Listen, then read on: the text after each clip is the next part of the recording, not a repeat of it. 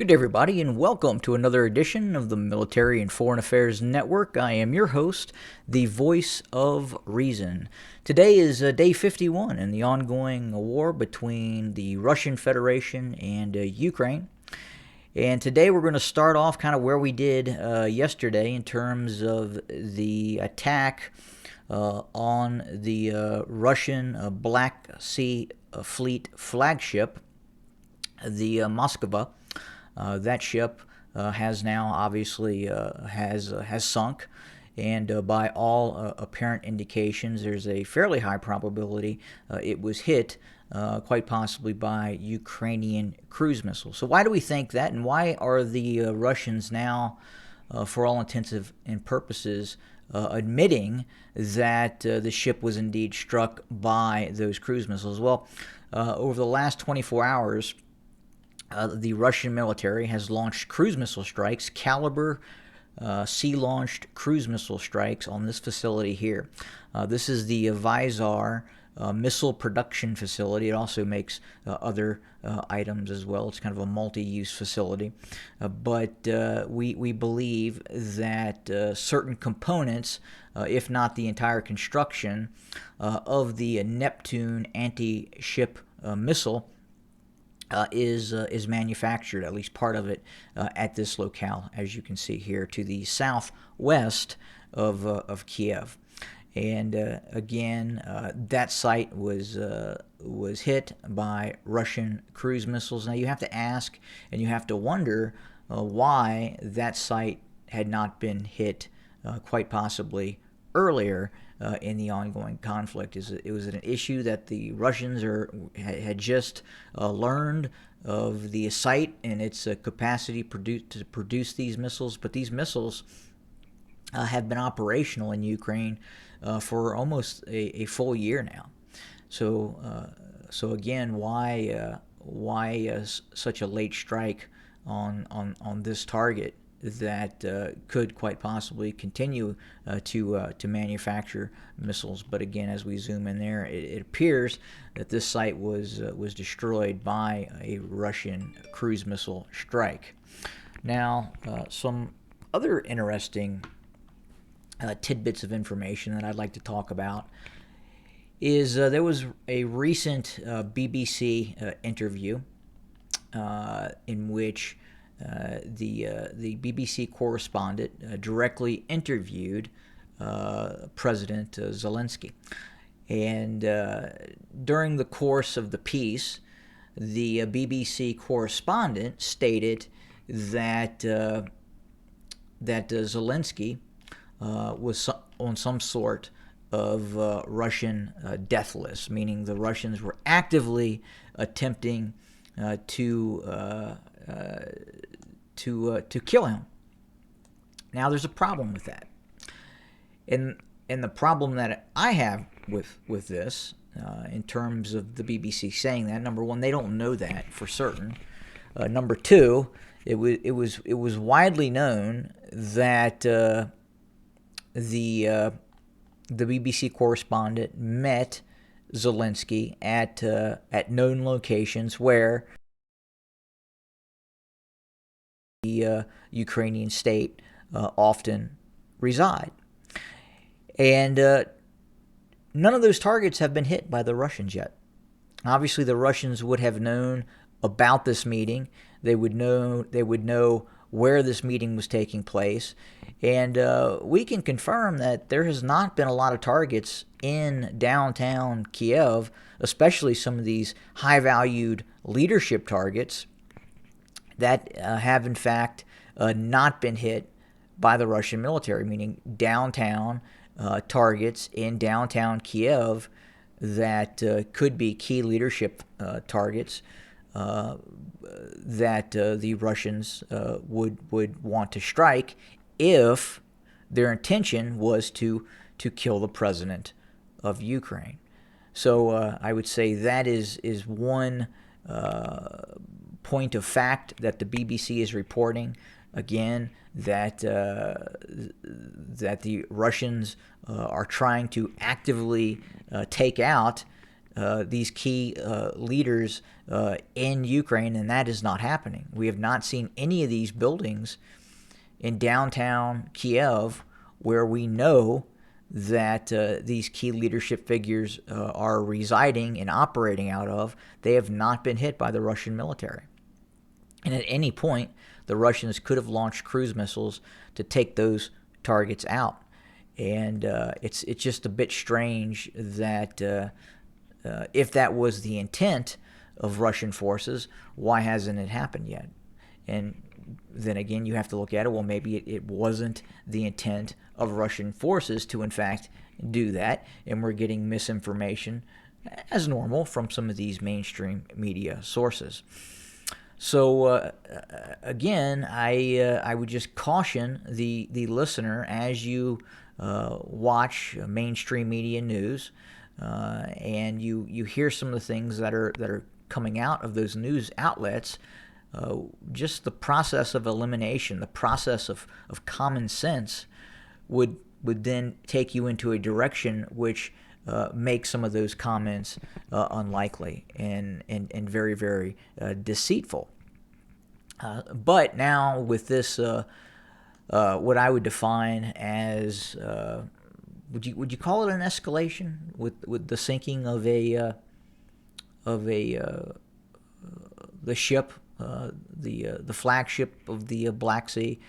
I would say probably, and that is going to have repercussions. And I think it's very likely that the position of the ship, which was approximately 60 miles south of Odessa, so it was not within visual sight of land.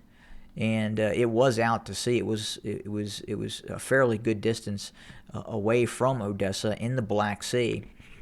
So I have to wonder, how did the Ukrainians come about this targeting information? As I talked about in multiple videos, we believe that the United States and NATO, the North Atlantic Treaty Organization, are actively supplying the Ukrainians with some very, very good real-time intelligence regarding the position of Russian assets. And in this case, it sounds like initial reports that the initial attack on the ship was after it received validated intelligence on where the ship was located at in the Black Sea, that either one or more TB2 Turkish drones then attacked the vessel, and quite possibly using the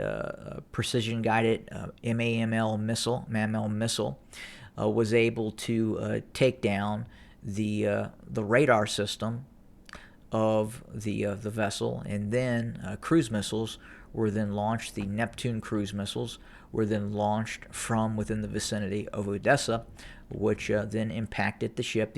Both of these missiles, as I talked about before, 1,900 pounds with a 300-pound warhead, then impacted the target.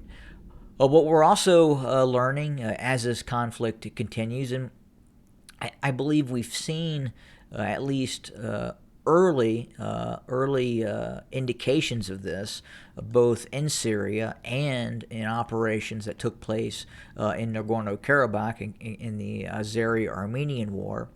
It would appear that some of these Russian radar systems, the S-300, the Books, some of these other radar systems that the Russians are using appear to have some difficulty in tracking and identifying and getting good active tracks on aircraft that have very small radar cross sections and fly relatively low. Ideally, the S-300 is designed to identify and track a target the size of an F-16, F-15, and at some of the more extended ranges, it's designed to go after some of the larger E-3 early warning aircraft that the United States deploys. Now, with that being said, in the case of the attack on the Moskva, that vessel, by all indications, if it was a cruise missile, those cruise missiles obviously have a very small radar cross section, as do the drones that have repeated. We've seen these drones repeatedly now fly over S-300s and other medium-range air defense systems, and even short-range air defense systems of Russian manufacture, and destroy those systems. So it's not unlikely that this vessel would have had some challenges. One, if it was a TB2 Bayraktar that initiated the exact positioning of the vessel, and then was able to attack the vessel with its laser guided munitions, then as we've seen in other instances, it's very unlikely in the dead of night while it was raining, and probably some fairly rough sea conditions, it wasn't able to engage those possible drones. And then even if a drone wasn't deployed and it was simply a cruise missile strike, again, the Russian ability to get good active tracks on obviously cruise missiles have also these small radar cross sections, and they fly very, very low, basically almost nap of the earth, just a few meters above sea level or ground level, to attack their targets. Then, based on past performance of some of these Russian air defense systems, it seems reasonable that that vessel would have had difficulty obtaining a track on those inbound targets and destroying them. Now, I know it does seem odd, because in modern warfare, these destroyers and cruisers, if World War III ever broke out, would be subjected to volleys of cruise missiles, be it harpoons or tomahawks, or a host of other systems that would be launched. Not just two, but some theorize that to take down a large surface vessel that is operating S-300s and other systems, and dozens of these missiles, you would need dozens of those missiles to eventually saturate and overwhelm said target. But in this case, it doesn't sound like that is in fact the case. It sounds like now there could have been 24 of these missiles fired at the ship, for all we know, and two may have struck the vessel. But it sounds like, at least from the Ukrainian side of things, the Ukrainians fired two weapon systems, two missiles at the vessel, and destroyed it with those two missiles. And I guess then the question is this indicative of other Russian vessels? Now, I know obviously there are more modern Russian vessels that exist, but it has to be of some concern for the Russians that we are seeing these drones with these very small radar cross-section able to target and destroy specifically these air defense systems that are designed to take down cruise missiles and drones of the Russian military. So we're going to continue to watch this. It will also be of interest to see how many of the crew of the vessel were able to get off the ship. I know there was one report circulating. Obviously, this has not been confirmed. That there was one report that indicated that only 54 sailors were able to make it off the vessel after it was struck. Now, the likelihood that everyone on that vessel would have made it off the vessel unscathed, given, let's say hypothetically, that indeed two cruise missiles hit the ship, and these are fairly large cruise missiles. The likelihood that casualties would have been sustained within that vessel is highly likely, and I find it very unlikely that everyone would have survived. I find it more likely that there would have been extensive casualties in this strike, as opposed to as initial reports indicate that all were rescued. But we don't know yet. Nothing has been officially confirmed by the Russians, other than the ship was on fire. There was an explosion, and then after it was being towed back to Sevastopol, it sank. And that's kind of where we stand right now, until we actually physically possibly see some sort of drone footage, if it ever gets released by the Ukrainians, of the actual attack on the ship. I would assume that if a TB2 drone was involved, then in all likelihood we should have some sort of video evidence of the attack. But that's it for the coverage on that topic of interest. Right now, we are continuing to watch this Russian buildup north, south, and east of both Sloviansk and Kramatorsk.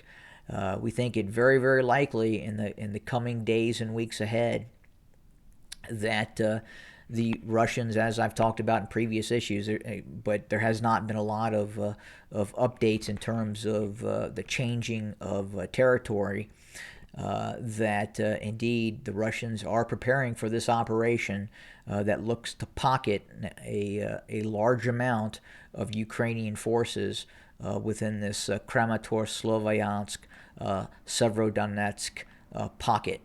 And we're going to continue to watch and monitor as this continues to take shape, and if we actually see this operation finally get launched by Russian forces. Right now, the Russian forces hold firmly south of Izium. That was a key part of this operation, to achieve a bridgehead over this river, and then continue to deploy south by southwest and southeast towards Sloviansk and other areas. And that operation continues, as does preparatory work for the actual major ground operation, a maneuver operation, obviously involving tanks and armored infantry fighting vehicles. Right now, for the most part, we continue to see Russian tactical air assets continue to prep the battlefield, and that will continue probably for some time. I would not be surprised if the Russians wait quite possibly until May to launch this operation full steam. The Russians control the clock right now outside of the preventing the delivery of weapon systems from coming into the Ukraine. But right now, I think the Russians will continue prepping the battlefield with both artillery and airstrikes. Quite possibly, I believe we will see an escalation of some sort. We have even seen reports now, as the war continues to drag on, that certain figures within the United States intelligence community believes the Russians at some point could resort to tactical nuclear weapons. Is that unlikely? Yes. Probably highly unlikely. Is it impossible? No, I don't think it is impossible that we could possibly see that at some point. We've never had a weapon system in the history of mankind that have not been utilized. And obviously they've already been utilized against Japan. And given the situation on the ground in Ukraine, it's something that I would say I would not rule out. At the same time, I think we could see an escalation in terms of the equipment deliveries that continue into Ukraine. At some point, the Russians are going to grow very, very tiresome of all this advanced equipment coming into Ukraine, And I think at some point we're going to see a concerted effort by the Russians that could up the ante in terms of trying to prevent those weapon systems from crossing the border into Ukraine. But that's where we set for today. We're going to continue to monitor the situation, report, and deliver you, the viewer, more content for your consumption. Have a good day, everybody.